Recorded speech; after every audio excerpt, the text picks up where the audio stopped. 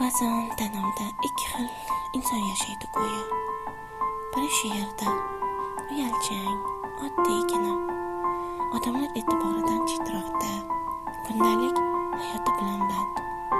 Go'yoki orqa fon kabi yoki liftdagi bir musiqa. Ko'rimsizgina, hech kimga xalaqit bermaydi, shunchaki mavjud. Ikkinchisi esa ekran ortida yashaydi.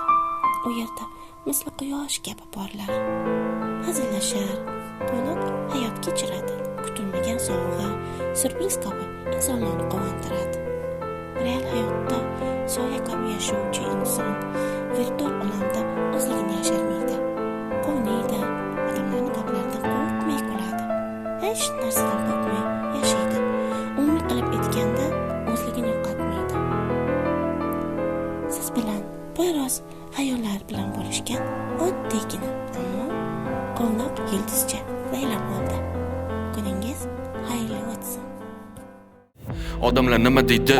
O'zingni bosvol, hammaga o'xsha, yig'ishtir qanaqa muzika, qanaqa san'at, muhimroq hammadan o'qishing.